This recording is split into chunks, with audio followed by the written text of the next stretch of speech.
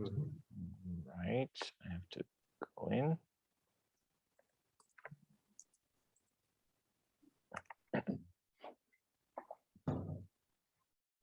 All right, all right.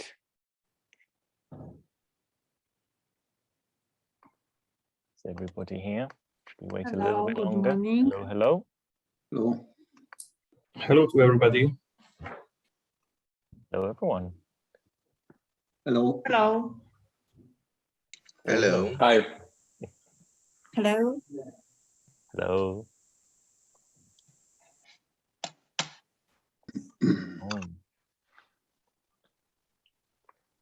All right. Hello, everyone. Welcome. I'm wondering somebody's still connecting, so I'll wait a little bit longer.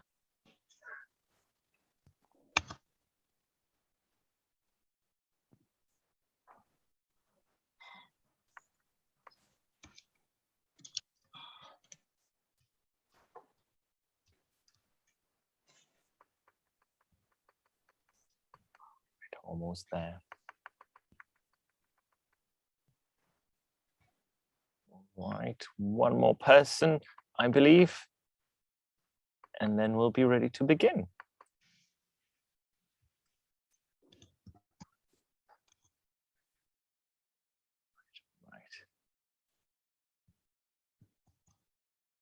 Right.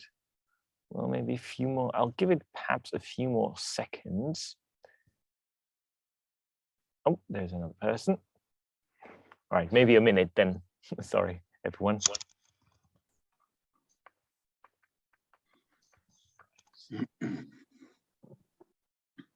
Mm-hmm.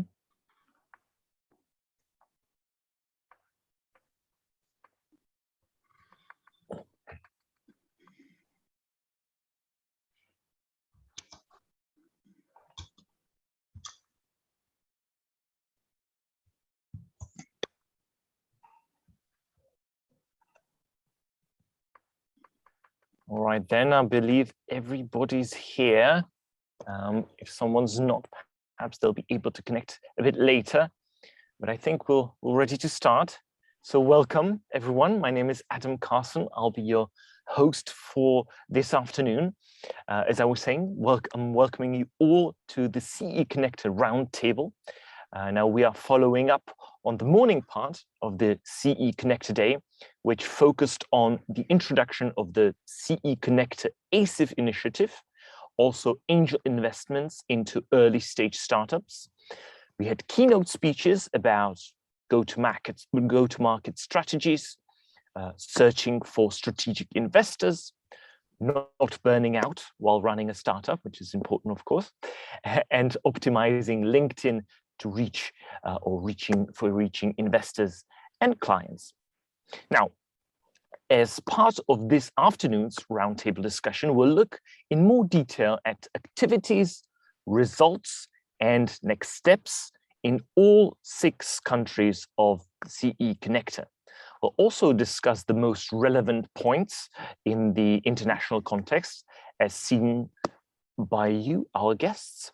But before we go to that discussion part itself, let me introduce you to Zoltan Bendo. Zoltan is a Hungarian partner of the CE-Connector ACIF initiative, and as such, he will provide a quick summary of CE-Connector ACIF's activities, results, and future plans. Welcome, Zoltan. Did I forget anything? I don't think so. You were Excellent. great. Thank you for the great introduction, Adam, and thank you for the floor. And good afternoon to all. Let me share my screen for some slides I've prepared. I use the presentation mode. And please confirm that you can see the slides. Yes, we can. Okay, fine. So thanks a lot, and again, good afternoon to all participants who dedicate their time to this event. Let me then give you a quick summary of CE-Connector's activities, some of our results, and what the partnership would like to do in the future.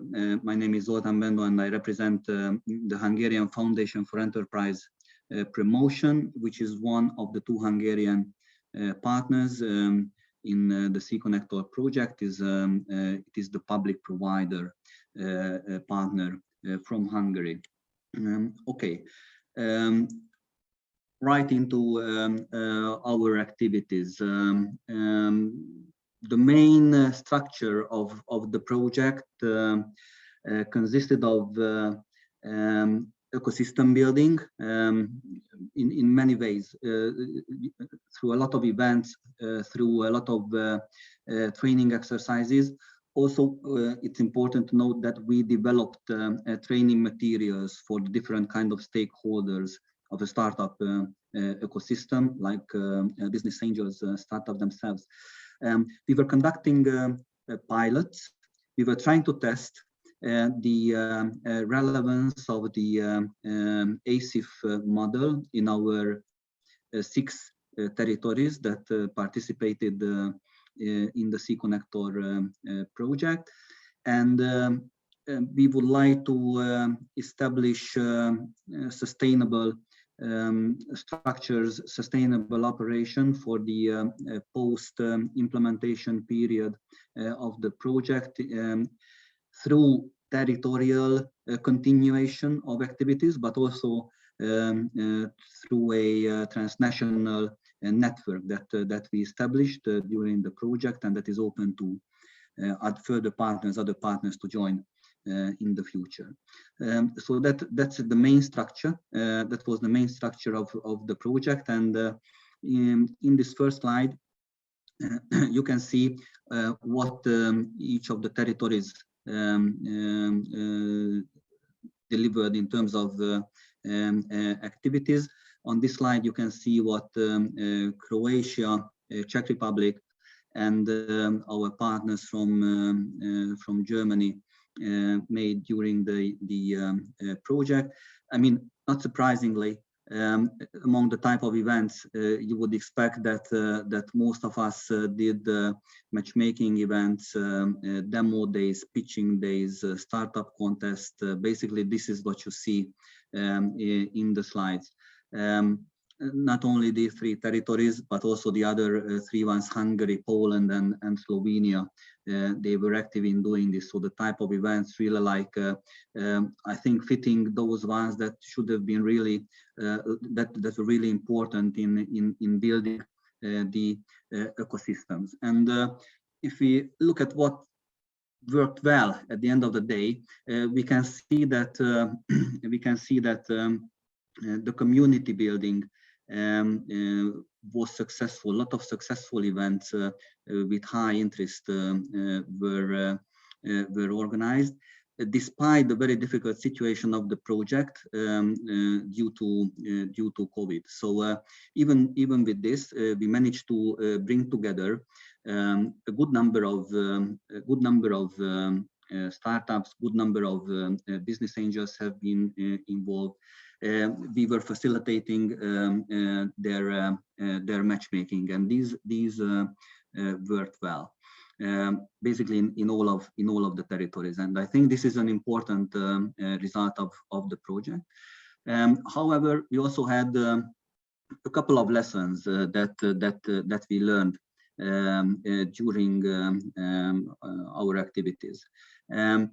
Even though when we are saying the ecosystem building in terms of many events that we conducted were successful, partners raised that the lack of personal physical meetings, physical interactions was palpable in the project and in terms of the results. So even with virtual solutions and even with online solutions, we were operating, but and we managed to work together to keep our events. But it would have been much better to have the personal networks to meet physically, to have physical interactions. Also, what we learned during the project, that the personal networks, they are important. They are very important. So it doesn't come automatically that we build the ecosystem through a number of events, and then it would basically result in deals, in concluded deals. Partners realized during the implementation that it is really crucial that they activate the personal networks when they are trying to facilitate, to make deals move forward. Also, for example, here among the Croatian experience, you see that is a very nice phrase. I like this one: no pitch, no investment ready. So we also learned that the startups, at least some of them that have been involved into our activities, they needed investment readiness trainings. The pitches have to be made investment ready, and also they needed other type of coaching or mentoring. We also learned that the concept that we laid down in this project, public-private joint co-investment, is a challenging task, and in fact it proved to be more challenging than we originally thought. On top, we also had the ambition to make deals, to conclude deals in which we involve 3 angels in each of the deals at minimum, and this proved to be also a challenging issue. In partners' experiences, you can see that sometimes business angels do not really want to cooperate with each other. On the contrary, we had also a conflicting experience, a different experience, that they do want to share risk, and they do want to cooperate. We also saw that the public investment and the business angel investment, they do not necessarily like each other, and the dislike seemed to be stronger than we originally thought. In certain cases, and in the pilots, we managed to build down some of these obstacles, and there we produced successful deals. Nevertheless, I think it is important to conclude that public-private deals are not easy at all. And on top, we had the very ambitious target of making transnational deals. In this structure, in this public-private structure, we must also say that it was also again an ambition that was probably bigger than we originally thought when we were embarking on this task in advance of starting this project. So to conclude on the activities, I would say that we had very successful ecosystem building activities in all of our 6 territories, and that couldn't have been done in the better way, I would say. Partners were taking different approaches, some of them with group events, some of them with bilateral small events, so we were testing different kind of approaches. But it's an important lesson that even if you do ecosystem building in different kind of ways, it doesn't lead to deals automatically. So there are missing pieces of the puzzles that must be put in place. One is the importance of personal networks. Okay, shortly on our results still, because we have, I think, results that we can be proud of as CE-Connector partners and CE-Connector territories. Altogether, the 6 territories, they involved more than 210 startups into their activities. Impressively, we were also able to engage approximately 100 business angels with whom we we worked together. We were giving them trainings, advices if they needed. We were bringing them together with startups, with potentially good startups, and trying to make like matchmaking in terms of industry, in terms of investment size. Number of events at project level, we had about 70 events of really different kinds that were making the startup ecosystems active in our regions. And certainly the bottom line is, do we have concluded deals as a result of these activities? And I think proudly we can say that yes, we do. As you can see, almost in all territories, there is at least already one concluded deal, and there are some territories which have deals that the partners were facilitating during the piloting process, but they haven't been concluded so far. But still, they have the ambition to work with these potential deals and to conclude them, even if the project ends.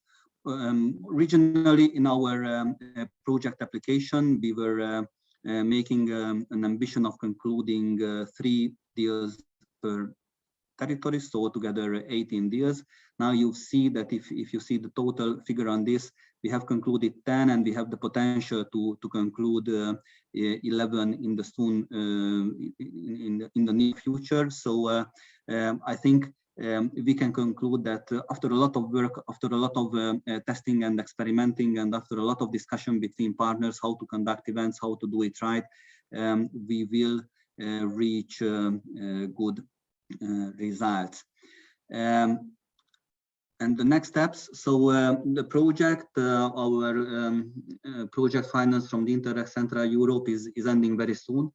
But most of the partners and overall the partnership seems to be committed to continue with their activities in regard to ecosystem building, and also in regard to facilitation of deals in the future.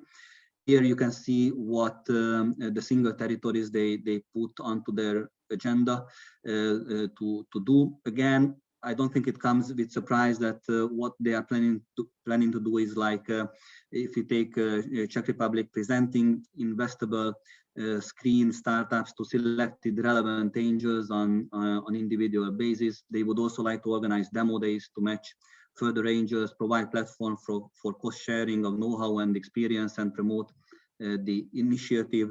Also, they would like to organize industry-specific investment panel discussion. If you take the example of Germany, they would like to go on with coaching of startups, cooperation with accelerators in the ecosystem, joint demo days, looking out for new funding possibilities. And also they set up a very successful initiative called the Future Mobility Award together with the city of Karlsruhe in the project. They would like to continue with all the other territories. I'm not reading that aloud. They will have their activities. You can see that there is a rich portfolio of activities that the territories would like to continue with. And on top, certainly we would like to go on with transnational activities.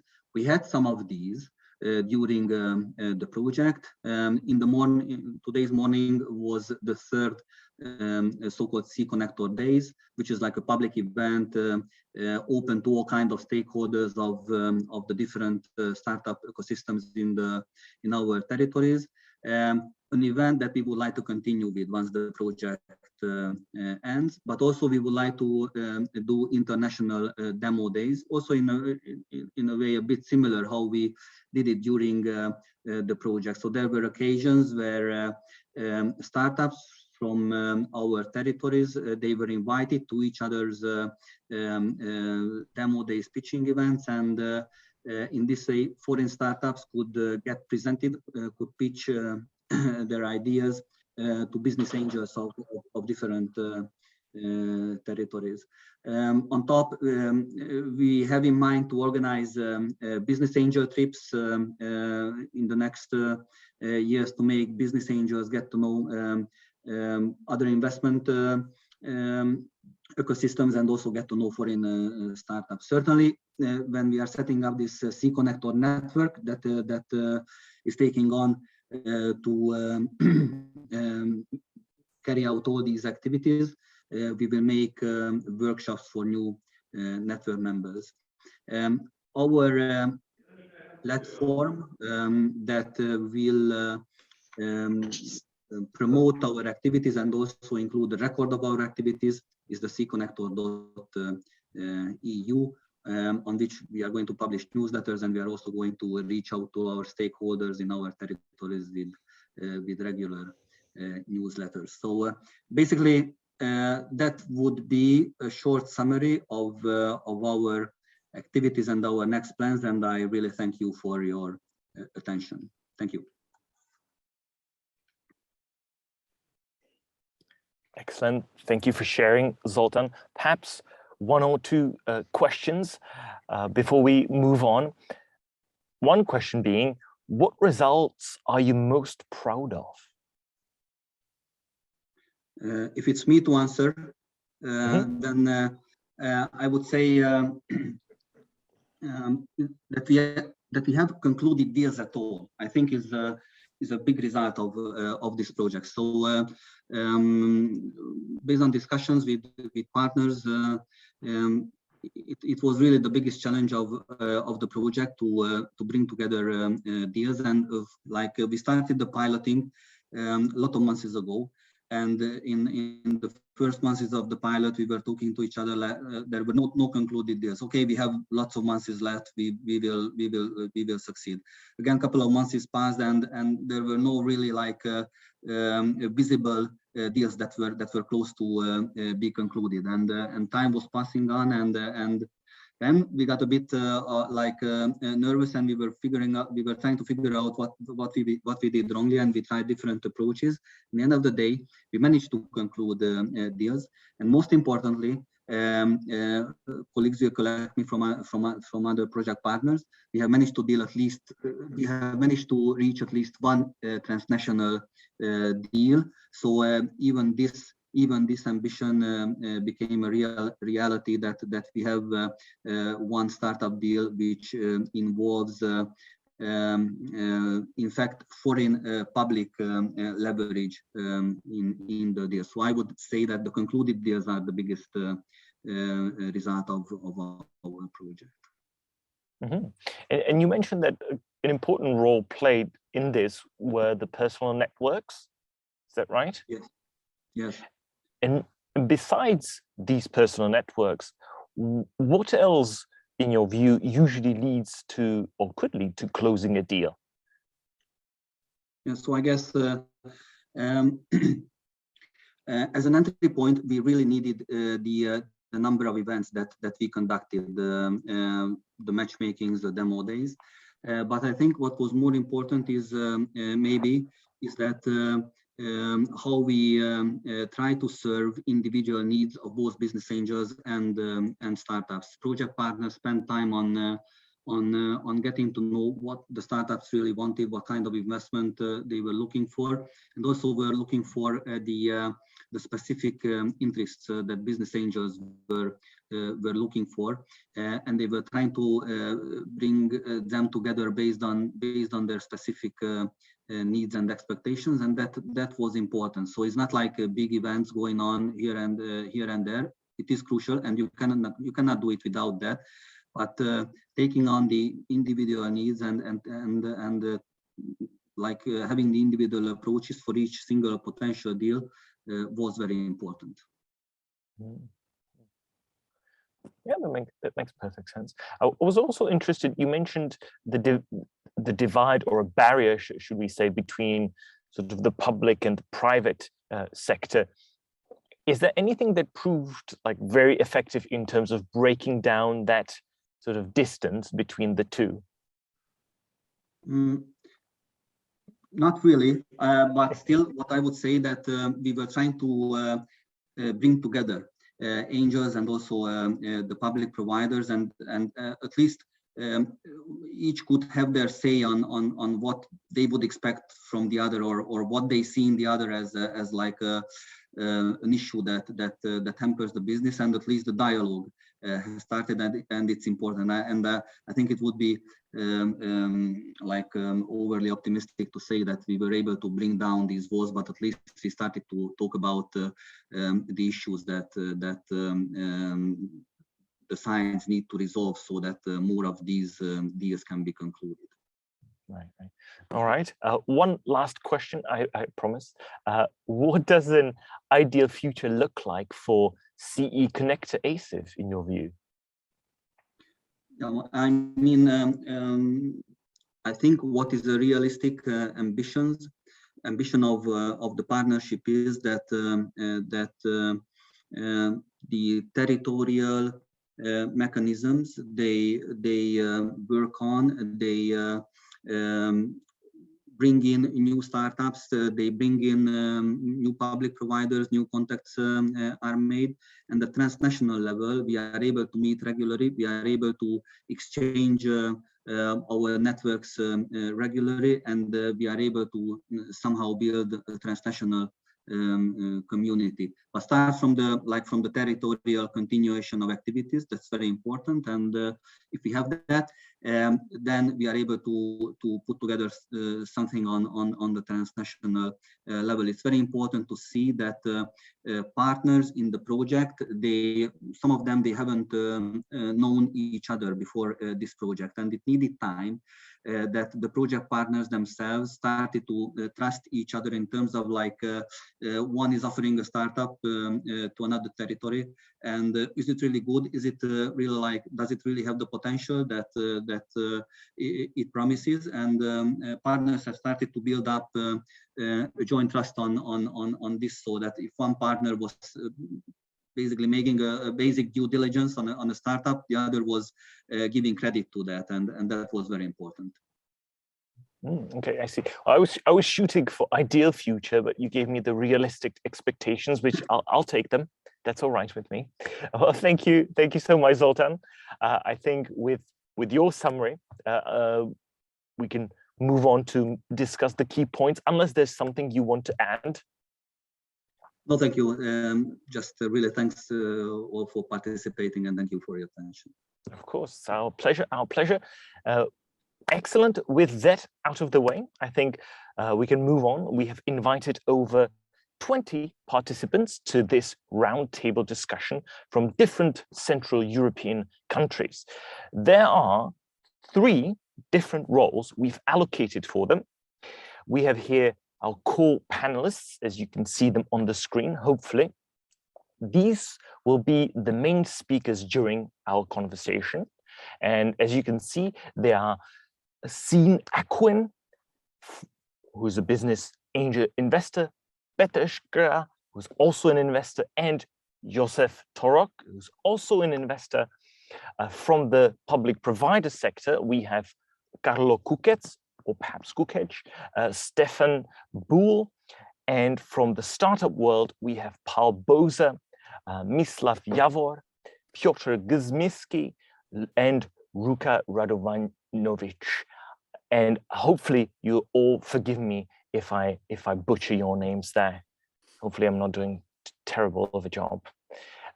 Excellent. We're so happy to have you. Additionally to these core panelists, we have commenters who ask additional questions or comment on the discussed topics. So as you can see, we have with us Jan Wedlich, Tamara Medina, Tamas Karzo, Martin Brown, Milan Lazarevic, Urska Krivokrat, Masa Abrik, Grit Ackerman, Maya Krizan, Anna Sova Jadzik, Magda Prorok, Michal Mikina, David Řeháček, Tomáš Kulhánek, and Dagmar Halova. Fantastic. Now, finally, we are joined by representatives of the CE-Connector initiative itself. And as you can see, here we have them. We have Mr. Michal Stefan. We also have Aleš Pustovrch. We also have Sieglinde Waltz. We also have Christo Balinov. Ivana Zuliak, or perhaps Kuliak, I'm not entirely sure. And last but not least, Istvan Pesti. All right, once again, hopefully I didn't butcher your names too badly. If I did, I'm sorry. And once again, thank you all for being with us today. Now, there are numerous topics which can be discussed here just based on the morning part of today's event, or of course, on the experience of CE-Connector ACIF. Before we delve into that, though, I would like to ask you to follow these very simple rules to make sure we have a smooth discussion today. So, number one, please mute yourselves when you're not speaking. If I'm looking at the screen correctly, all of you already are. Just wanted to mention that point once again. So mute yourself when you're not speaking. Point number two is that if you have a comment or possibly a question, raise your hand via Zoom's function raise hand. Now, you can find that function in the reactions section at the bottom of your screen, of the window there. And if you have any questions, if you can't find it, you can, of course, text us, write us a message in the chat. And if you can do that, we'll be very happy to give you a chance to speak at the right time. Does that make sense? Hopefully that makes sense. Yeah, I see some nods. Excellent, brilliant. Then let me kick it off with a question for all, actually, which I'm going to tweak it a little bit. It's going to have three parts, so bear with me. For all of you angels out there, for all you investors, what are your biggest challenges in terms of investing into early stage startups? For our startups, what are your biggest challenges in terms of getting an investment for your startup? And for all of you public providers, what are your biggest challenges in terms of supporting territorial startup development? Now, who'd like to begin?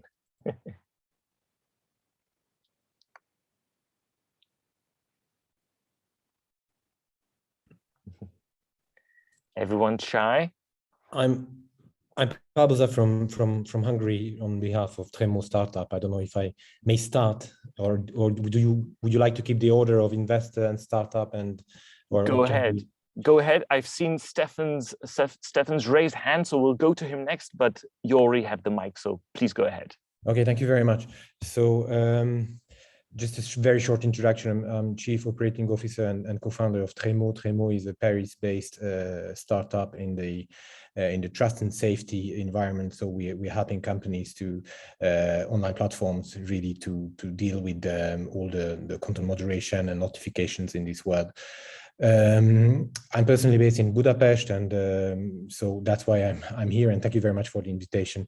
We have just in the process of closing our seed round, which is a bit less than 1 million euros. We got this from around 20 investors. I mean, you usually say full friends and family.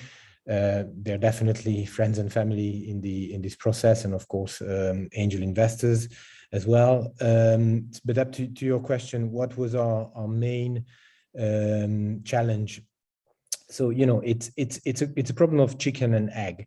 So usually you have to prove that you have an idea, but more than an idea, you have also a customer. And but once you have a customer, once you have 2 customers, 3 customers, you are above already a seed round. So sometimes, at least in the French ecosystem, but we have been also talking to US investors. Basically, this was something. This was a big issue, which we also had. Another issue is, timing of when we start looking for investors. When are we ready for that? I can tell you that this process we started in beginning of January, and now we are end of or mid June, and we hope to close. We definitely have to close by end of June, but it took us a long time. Also, big challenge. What is the smallest ticket which you define? We're going to have out of 20 investors. We will have to leave sorry for that, but with these investors and how you solve it. Of course, you have several legal solutions to create a separate legal entity for the investors, so you don't have to deal one by one with them. Actually, that's what we did as well, and that was quite helpful. But I think, and I will finish in that, just don't want to take the time from others. I think it's very important that from the beginning, you think of the next round of investment. So it's important to have, if it's possible, to have investors who can put money in the next round as well. So you don't have to look for A round investors again and totally new investors. So if in your pool you have that, then you save a lot of time for the next steps for yourselves. So yeah, that's in a nutshell. I really, as being the first, I don't want to abuse of the time, and very happy to go into more detail, much more details, if there are questions on this point. Fantastic, thank you so much. I see Yassine's hand being raised up, but I've promised Stefan that he'd go first. Do you still want to ask your question, Stefan? Thank you, Adam. It's not a question, it's just an answer to your question. What's the biggest challenges supporting territorial startup development? As a public provider, my point of view is that we are not cool as a public provider. We don't have money, but we can bring in-kind contribution, and it has to be known and accepted by the startups. So it's very similar, like Zoltan mentioned. We need to raise an ecosystem in the region, and we need to stay in contact. We need to get in communication with the startups. Well, as a public authority, it's really not cool for a startup to talk to us. So we need to make up our minds for an access for the guys in startups to get in contact with us. We do it with our networks, like the Automotive Engineering Network, represented by Siglin de Vals, or the Cyber Forum, or for the creative sector, a different network. So what do I want to say? We need to stay in touch. We need to get direct contact, even though as some kind of hidden service, because our job is, we try to enable the guys to realize their ideas, but there's, at least in Germany, no direct funding for startups. So we need to do it as in-kind contribution. Like I said, the services are a little bit behind the scenes, and we need to raise the awareness for the startups, but also for the whole community and society, that there's a need to invest in the future and the startups, and we are making up our minds how we do this. Yeah, and of course the CE-Connector project was helping us, because we could see how other regions try to solve this problem. So far for the moment. Thank you for that answer. Essentially, it's a question of becoming cool. Yeah, if I understand. All right, brilliant. Thank you so much. What's the perspective, or I should say the answer to my question, challenges in terms of investing into early stage startups from the point of view of a business angel? Scene. I hope I'm saying your name right, Scene. Yes, hi, thank you. Almost right, Sam, the actual pronunciation, but don't worry, everybody gets the, trust me, my parents were not thinking clearly when they give me the name. Yeah, thank you for the invitation and for the question. One of the biggest challenges I see, and I have seen in several early stage startups, when looking at their projects, not going too much into the technical part, but more on the side of the evaluation, as well as their fundraising strategy and cap table. A common problem that they have seen is that many startups start, starting to think too big too soon. When they actually had to start building, their project in a step-by-step basis. And by doing so, they get into the position they are either asking for too much money without having any clear strategy on how this is going to be, how they can be fundraising rounds over rounds, like the previous, how's it called, the French startup was mentioning, to be able to see in front of them what will be the strategy, when they're gonna, what is their pre-seed amount they want to fundraise, the seed, their bridge, their A round, B round, and so on. In that actually converted into a combination of bad decisions, because by asking a big ticket at the very early stage, sometimes they start asking to several investors, small and medium-sized investors, and they make their cap table very crowded. And that for future rounds, for future investment rounds, it will just create headaches because investors will know they don't like to see a very segmented cap table. So that one thing which is really important at the beginning is to really keep it clean, keep it very consistent with the more long-term strategy, as to say. So this is pretty much what I would say at this moment, what I can add into this question. Thank you. Thank you so much. I'll just remind you you can put your hand down now, just so we don't have any more confusion. Anybody would like to react to that? I'll give you a second or two to think about it.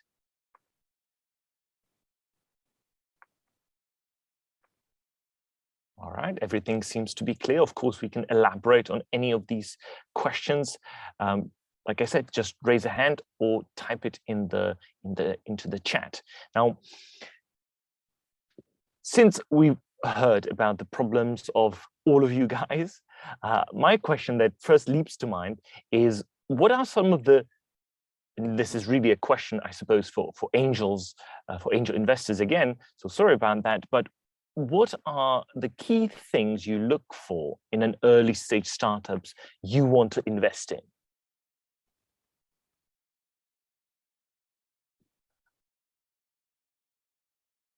So what are some of the key things you look for in a startups that you would like to invest in?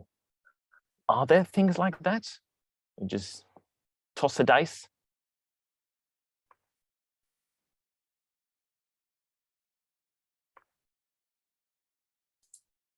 Sorry guys, I haven't found the icon which I can show you, so I just raised my hand in person early.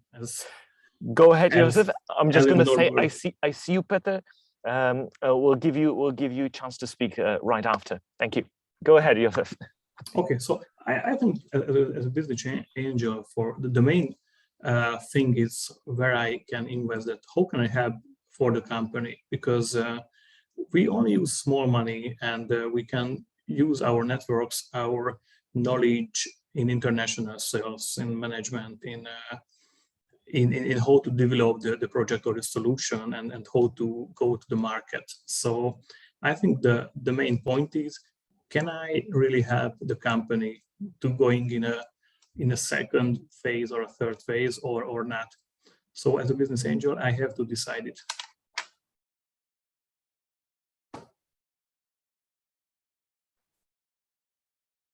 All right, thank you so much. We can go to Peter if you still have a comment or a question. Go ahead. Of course. The question is sort of like asking, what do you look for in a partner, in a life partner or in a business partner? It's like, it's impossible to answer, but because probably everyone looks for something else. And in my case, there's no 1 or 2 or even 5 answers. Obviously, I want to make money. I want to make money at a better risk return profile than my real estate investments. And that's a pretty good reality check. I make a lot of money in real estate. I have to do better in angel investing. I work as an angel investor, but more so as a startup studio. So I get very involved in the startups that I decide to invest in. And, if I try and summarize, then I'm looking for startups that have an angle. And that angle can be very different. It can be a highly technology, high technology, patented. It can be an absolutely fantastic set of founders. It can be a great business opportunity. I'm always looking for that angle, why I think my invested money combined with the skills and experience that I'm putting into the startup will make a magic combination and win. I typically look for investments also that I think I have added value. I'm not a passive investor per se. And I also like to look at investments that I know that if, excuse the French, if shit hits the fan, then I can have an impact on minimizing the downside. So, that's just my 2 cents worth on the topic. Thank you. I think that's brilliant. If anyone wants to react, you know what to do. I really like the metaphor with looking for a partner, which is absolutely true. It's hard to pinpoint anything. Yet at the same time, most of us find someone eventually. So there surely must be something that we can take a look at. And this might be actually a question to all of you, or perhaps to the startup side as well, because you're looking to make money, of course, as an investor, and startups need money. But is there, or what else is important when pairing up with someone, an investor or a public provider, other than money?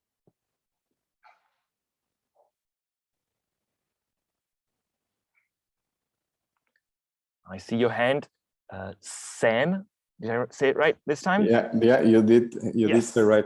I had to, I completely agree with Peter's approach, because that's exactly where the angel investors focuses, is basically looking into what additional added value you can bring to the project, and not just a financial support. Because for money they can go even to the bank or some other financial institutions to get it. But if you when getting involved as an angel investor is like actually being part of the team, helping bring a clarity on the aspects, on the areas that you have more skills or experience with. So yeah, absolutely. For both sides, I mean, getting into a partnership is like getting married, right?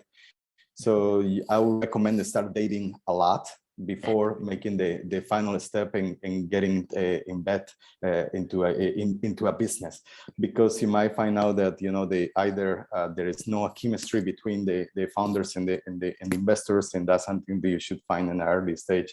You always have to look into the way that there is a win-win situation for both sides. Words of wisdom. Thank you so much. What do you have to say, Joseph? I think that we can declare that the public providers giving only money because they are big companies, maybe with a long decision process. And if you can accept it, and if you think about the high ventures in Hungary, the Slovenian Enterprise Fund in Ljubljana, the Austrian Virtual Service in Vienna, they are providing money, and maybe they can making co-investment with private investors, or maybe they can connect you with an accelerator or incubator. So I think the main advantages of these public providers is the money, and if they are working well, they require a private partnership, or they have connection to the private incubators or accelerators. And it works the same in the whole Central European market. Interesting. That sounds like a question for Carlo or Stefan. Whether or not they would agree with that? Yeah, sure. I can jump in and reflect on a few things that were said up to now. Maybe that last thing being said, just to explain. Well, I'm obviously a representative of the public sector here, but we are a publicly founded technology park, so we are not fund providers, but we are sort of a hub for startups. And when it comes to the cool factor, well, I would dare to say that we sort of have that cool factor, because when the startups want to either find space offices, and when they want to get some kind of money, either grants or angel investors or VCs, we are the first ones that they turn to, and we provide that window of opportunity. But I would also like to reflect on the one thing that you said, Adam, that I really liked, and you said that most of us eventually find somebody. And I talk to the startups at Tech Park every day. We have 50 of them, and they tell me lately that there is money available everywhere, you know, that it's never been easier to get to the funds. So they are in the situation to choose where to get those funds from. And they really, from my experience with the previous startups in the 15 years that I've been here, they really need to be careful who they pick, because there is all sorts of money out there. There is easy money, obviously. There is smart money that they want to achieve, they want to get, and there is not so smart money. But there is also, well, not dirty money, but kind of, you know, the money with not good intentions. So they really need to be careful where they take it. And I would just reflect on the challenges that we have. That was also the question. Well, our biggest challenge is to find investable startups, you know, and minimize the risks, because we either get, you know, the ones that want to be scalable are the ones that have no previous experience, so the risk level is a bit high, and the ones that are scalable and have a lot of experience, well, they don't really accept investments. They are, you know, their ambition is to have a sustainable business, to run a sustainable business, to grow up to 15 people and not more than that, because they like it. They simply like it that way. So those are our biggest challenges. No, maybe I'll join in the discussion later, but that would be it for now. Interesting. Thank you so much. I see Josef has a comment. Please go ahead. I have only a short complete that my former opinion that I only talked about the state-owned VC or the venture capitalists who uses EU funds and if you are an agency, for example, or an innovation office, of course you can give more and more additional solution providers to the startups. So my opinion was about only the state-owned VCs or innovation funds. That makes sense. I'm just giving it a second to check out if anyone would like to comment on that. But if, all right, I see Peter's hand. Go ahead. I think one thing, well, let me start a different way. One of the issues that I'm facing as an angel investor is risk diversification. So I work with a smaller amount of startups, which obviously is a concentration of risk, which is a financial issue, or one of the financial issues that I'm dealing with. Public-private investment partnerships are obviously theoretically a good idea, and I support them in principle. In reality, they add a layer of complexity that just makes deal making impossible to do. And I say that carefully because obviously deals happen, which means that it's not impossible to do. But I find that given my greatest limitation, which is time, and given the complexities of just closing a deal myself versus the startup, bringing in another partner, even bringing in another angel investor is difficult enough, let alone going through all the formal, loops that a public source of financing typically requires. So my request or my plea, my advice is, if you're a public source of financing, or if you're negotiating or you have the opportunity to be in a position where you can influence the structuring, then make it as easy as possible it might mean that on the face of it, you have to accept a higher level of risk. But at the end of the day, if there's an angel investing, then, and there's a little bit of a track record, then you're probably in pretty good hands, because angels typically have made their money by themselves, and they're pretty stingy with their money, and they really only invest where they really think they're going to make money.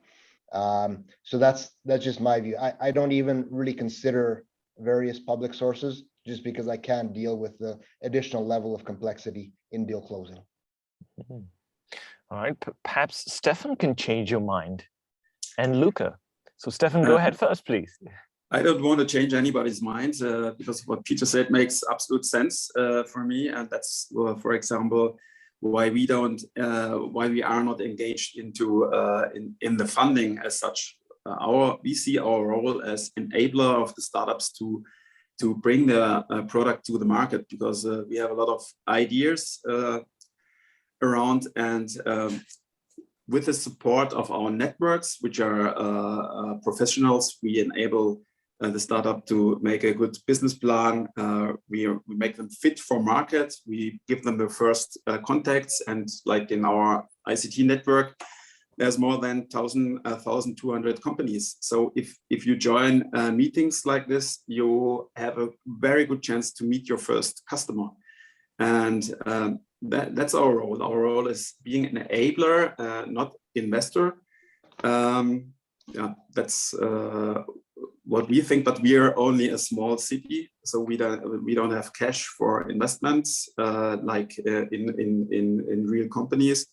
But we try the best to enable the companies in any stage, like pre-seed, already at university, but from the funding or the step before the company is funded until it grows until 5 years. That's the role what we see, and make them fly and keep them also here in the region. So. Thank you. Let's go to Luca now. We haven't heard from you yet. Please go ahead. What is the startup perspective? Nice to see you here. I'm Luca from Startup B2B, and I would like to give my perspective on this. So I will be brief, as one of my mentors told us, be clear and say 3 things so everybody will remember it. So that's why exactly I will start with mentors, and the greatest support and value that we got from our angel and one actually VC round that we have right now is the mentors and the experience that people who we started working with gave us from their previous experiences. There is strategic partnerships that we can take a huge value of if we are opening another market. I think that investors should be from that market. If we are talking about angel investors, they can help us and introduce us to the right people. It's much easier when you're opening new market and get a warm welcome or warm introduction to any new client, partner, and so on. And long-term partnerships, those are also very important to us. From everybody, we exist for 4 years now, and we are still in contact with every mentor that we have since day one. So I think that we got the greatest value from those. So that's my perspective on this. Thank you so much for sharing. It almost seems like, first of all, if anyone would like to react, let us know with raising your hand or just waving into the camera. I see Stefan. All right, go ahead. I also agree on this latest comment. Our ICT network was founded 25 years ago now, and we see that we have a lot of medium-sized senior entrepreneurs who want to give back their experience and engage a new generation of entrepreneurs. So this long-term business connections is absolutely important, and that's obviously the role of a public provider, because the city will stay here for a long time. Hopefully, yes. Hopefully, yes. Which brings to mind a question, which is, in the startup world, you hear this phrase a lot. You want to give back to the community, which kind of brings up this question of what can public providers do best, what can angels do best, and what can startups do best, and they can perhaps figure out a way to work together, even though we've heard quite a few arguments about, you know, difficulties here and there, which obviously exist. But what do you think? Would there be a room for such a, you know, coming together type of deal? It's a complicated question, I know. Sorry about that. Go ahead, Carlo. Yeah, giving back. That was my pain point for several years, because that's what I wanted to achieve here at Tech Park. And the answer that we figured out is building trust with private entities. And you need to do that by proving that you can add value to what they are doing. And once they recognize that, once you build the trust, then you can count on giving back. Because when you give them something and they see value in that, they will ping you themselves that they want to, you know, engage more in the community, that they want to mentor startups, and that they want to fund something. You know, get them to fund something is a thing that we were able to achieve, well, several years ago. Up to that, we were just trying, and well, it took us a long time. It took us 10 years to prove ourselves that we can provide value to them. But once we did that, you know, the word spreads out. When you build trust with some, you know, key companies, key actors, key players in the area, they tend to, you know, speak good about you among their network because they are well connected with each other. And you just need to build onto that, and you just don't fail them and provide them with what they need, and it will happen. That's from our experience. Brilliant. Just giving some time for people to react to what you've just said. And if not, then I'll have a question actually, which is, and this one is really for you guys from the public provider section. Would you, or are you ready to perhaps co-invest into startups financially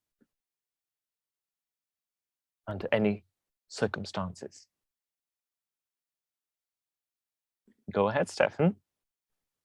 Yeah, we had a system to invest in startups combined with the banks. We had like 1 million of funding, but it's very complicated, and yeah, at the moment politically it's not so attractive. I think the volume of the budget is decreasing and will decrease, and so we stress, or we focus on the service side, like enabling the startups to do their job. And this financial model is a bit running out, but it always depends on the political situation in a local community. It's always the decision of the city council what's next. So for the next few years, no investments, or no real investments from our side. All right, thank you for your answer. Just giving it a second. Yes, I see you, Carlo. Go ahead. Maybe I can just say a word or two about that. But it really builds on giving back that I was talking about before. When we were starting the accelerator program, we were thinking about making it, you know, equity program. But then once we looked around about the models of accelerators, we decided to go with the non-equity version of it, and just to, you know, build something in the contract. You know, if you succeed, think about reinvesting in the program. And from our experience, the companies that, again, see value in the program that you provide, they will come back and they will be happy. It will be sort of a, you know, kind of a medallion for them, kind of, you know, they will be really something to give them boost you know, to give them recognition, public recognition, and they will be proud to give something back to the program that provided value to them. So we decided on that. And another reason why we didn't go with the equity thing is the decision-making process. I think somebody in the discussion mentioned something about that for the public sector. Just the decision-making, it takes too long to do that because we have our founders and we have two levels of decision-making to go through, and that's one of the reasons why we decided not to go with that. Yeah, makes sense, absolutely. I have to say, I kind of like the idea as well that when a startup is just getting off the ground, they're always thinking about where to put their equity, what percentages to keep, and if there's an accelerator or a public provider that doesn't require them to do so, but provides, let's say, nice offices, then yeah, I'd be very happy to give back later on if I'm successful. But it's not about my questions. I see Josef's has his raised hand, so please go ahead with what you want to say. I just want to shortly summarize our experience in the last decade when we ran out the Széchenyi Venture Capital, which was a state-owned VC and made over 100 investments, and 30% of it were made with private angel investors and private co-investors. So it was a very good model for us because the private angels and the private investors made at least half of the work or 3/4 of the work.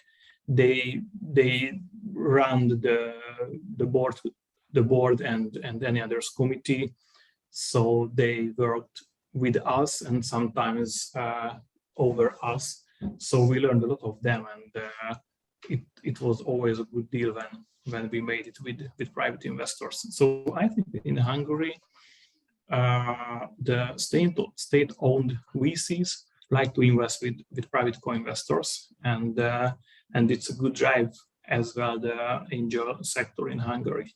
So now as a half institutional investors and half business angels, because I have two rules in the Hungarian ecosystem, I see the advantages working together, the private and the public money, because the private ones have the experiences in doing international business, driving a board, help the founders to solve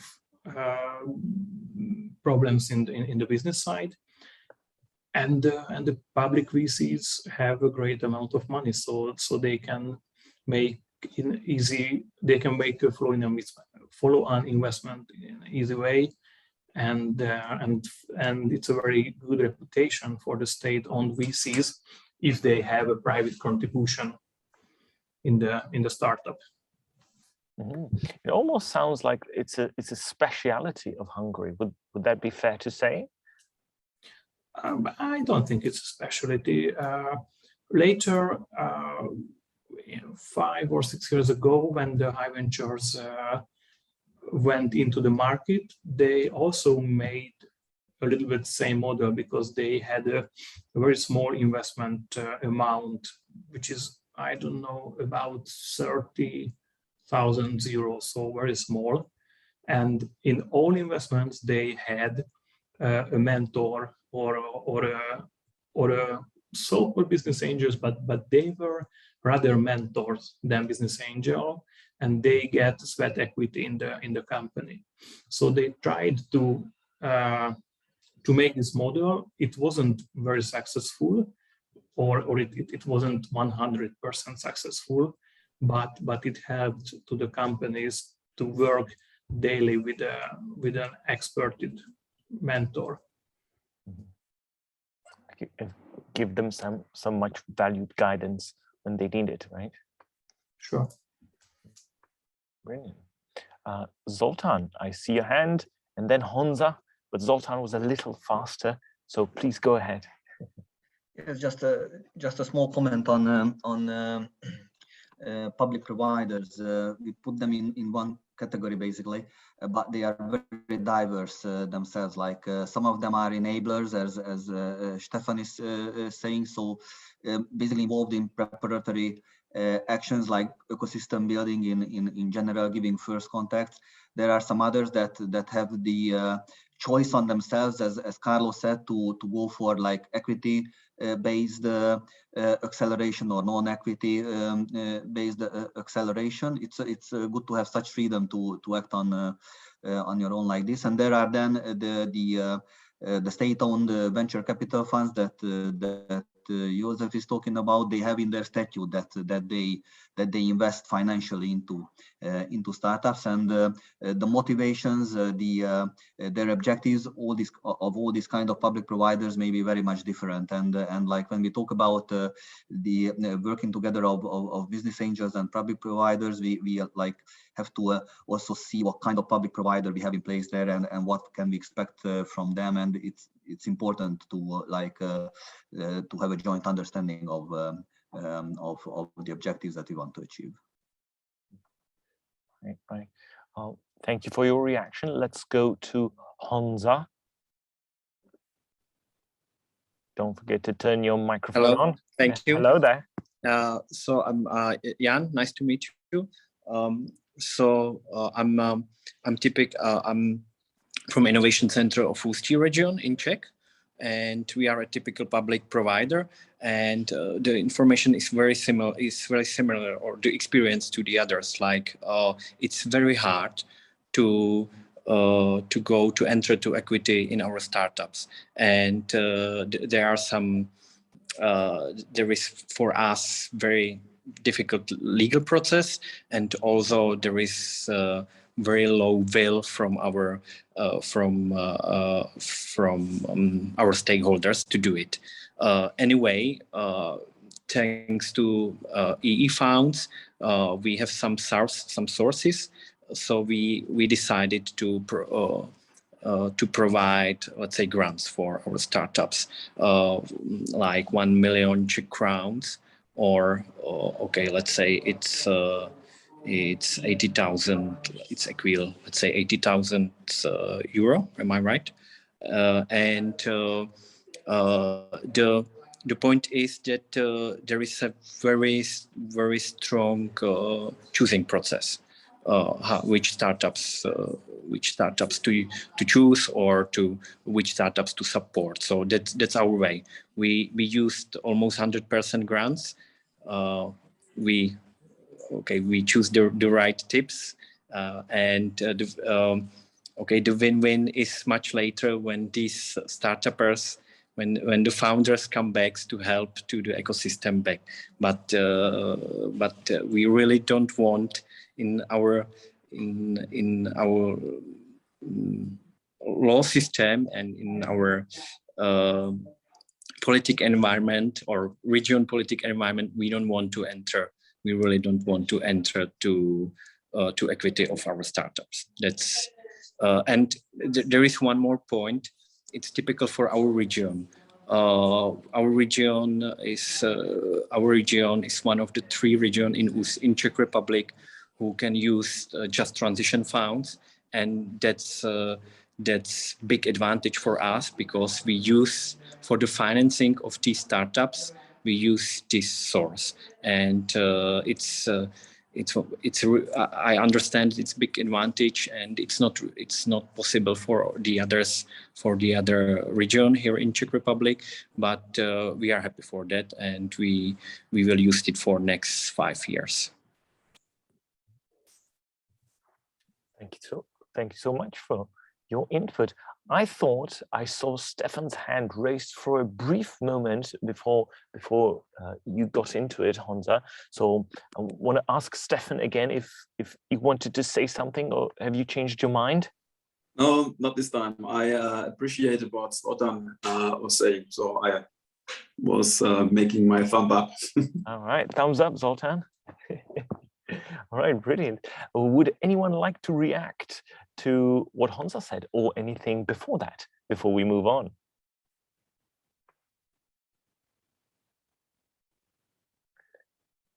Well, if everyone's all right, then I'll transition a little bit, but not too much, with my question from the opposite world, which is, what is the most common reason that makes you decide not to invest or cooperate with not just every startup, but with an interesting startup, one that's actually interesting? What makes you decide not to cooperate with them? Is there such a thing? All right, go ahead, Honza. Definitely. It's quite common. Let's say 20–30% of our founders or founders I ever met, they have nice idea. They want to do it. They are, let's say, geeks. They want to involve their or develop their products, but they don't want to sell it. It's very often typical. They like to build the products, but they don't like the business or marketing, and it happens very often to us, and or especially to me, and it's my no-go. Then I try once or 1 or 2 times to help them to find maybe a partner for business or for marketing for them, but then I stop then we stop to support them. Mm-hmm. I was super shocked for a second when you said that they don't want to sell it. I imagine they want to build it and just keep it for themselves. But I suppose you meant that they're not comfortable with the sales process. Right, Yeah, right. exactly. All right, Stefan, you wanted to say something to that now? Of course, we have in our incubation centers limited resources of space, and we need to have a application of the companies or the startups. They have to apply and to bench for a space. And like in the creative sector, we had like 700 applications for space, and we took like half of them. So of course, you can only aim for the best, and you have a board who takes a look on the business plans, but also, especially in this sector, on how do the people fit into the community which exists there. Will there be possible connections to other businesses? So you can't take everybody. Of course, it's a selection of the best, but it's not. Of course, it's aiming for the best business solutions and the best market opportunities in the end, honestly. Mm-hmm. Makes sense. It's about that partner chemistry that we've heard something before. And I've seen Peter's hand raised as well. So please go ahead. Yeah, you did a good intro for me. I'm going to start with that, the partner chemistry. You know, investing is, again, like a partnership or finding the right partner or finding a partner. It has to grab your mind and your heart. And I think when I look back at the companies that I've not progressed with, then they were attractive on first blush or on first meeting. But as you spend time with them, then you realize that either something was missing, something was wrong, or actually there was not the depth that you expected. So, and that's, again, hard to categorize. It could be this, it could be that, but basically, your expectations were not met, and that angle or 2 or 3 that you thought the company had really did not materialize. And in this context, I know everyone's very keen to, you know, we're closing deals fast, we're cool, you know, we're experienced. Yeah, I'm a little bit more conservative. I don't mind, you know, being a little bit slower, because it's amazing how time exposes weakness. Having said that, I think one of the key problems that I've seen is that, and I think this may be a Central Eastern European problem, is that companies don't realize that there's another 20 startups up there outside that are doing exactly the same thing that they are. Everyone thinks that they're unique. They're not. Everyone thinks that they've got that special angle. They don't. And in startups, it's all about speed to market. And what I'm finding is that a lot of startups just don't have that fire, you know, that drive. There's a lot of bullshit about work-life balance. You know, if you want work-life balance, go work for a corporate. I mean, startups, you've got to be a mad dog and just drive and get that market, because otherwise another company is going to eat your lunch. So that's probably one big reason. And the second big reason is I'm too slow. There's just a limited bandwidth, and unless a company really grabs my interest, then I tend to dawdle. And unfortunately, I'm the culprit. I confess I'm the slow one, and I'm the reason why I don't end up closing the investment, because someone else has stepped in and done the deal. And sometimes I'm sad, and sometimes I think, well, I'm actually happy. The guys have funding. I really wasn't so excited about it anyway. So those are just a few observations from my side. Brilliant. What does Sen has to say to that? No, I mean, I agree with Peter, and that's what I was saying before. You know, before you get married, you have to start dating, right? And you have to date very regularly. So yeah, I mean, I agree completely. In this, in the speed of making a deal, sometimes you can overlook on stuff which is so obvious in front of you, and they can transform into mistakes. One of the things I tend, or actually make me to pull back from a deal, is when I realize the founders, they technically they know what they do, but they don't have really the right long-term vision, where they want to push, how they want to push the business farther. So they are great on executing a technical task, but not on managing on the growth and creating a sustainable growth in their businesses. So by doing, you only find out this when you have a long, have several meetings with them, some early mentoring discussions, brainstormings, and so on. And that's when most of these red flags comes across. Also, another thing that I see is that in some cases, a lot of startups still are not yet put together the whole strategy. And when I see that they have a really they don't have a really focus on the project, on the task in place, and they are really shooting from every angle and just testing. That can convert into a bigger mess later on. So from these perspectives, I'm very picky on terms of choosing the right team, the right chemistry between the founders, and to have really the right ecosystem to push the business further. Having though putting my time and efforts and connections to help them progress, I really want to see that the execution will be on point when it comes to making the deal afterwards. All right. Strategy and long-term planning makes sense. Makes you faster, I suppose, in the end, if you take the time to plan it out. Brilliant. Thank you all so much. As we're nearing the end of our discussion today, I have one last question for everyone, which is, how do you see the future of the private public co-investment, and what would you wish for? What's your ideal future? What's your ideal state?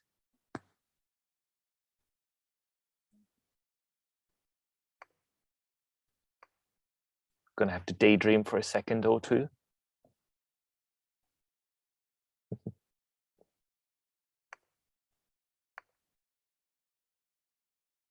No one. Everything's idea. Oh, I see Petre. Go ahead. Oh, I'll just use the thinking time while everyone else is thinking. We actually had a situation here in the Czech Republic with a brilliant structure that I don't know, I think it didn't materialize, but I was involved in the structuring a little bit. And the government wanted to form a fund that would co-invest with angel investors, and it would basically look for a capped return, which was absolutely brilliant, obviously from an angel investor point of view, because what it did it did two absolutely fundamental things. One is it de-risked investments, which means that it allowed you to invest in a larger number of investments, because it would come up with up to 40% of the total investment needs.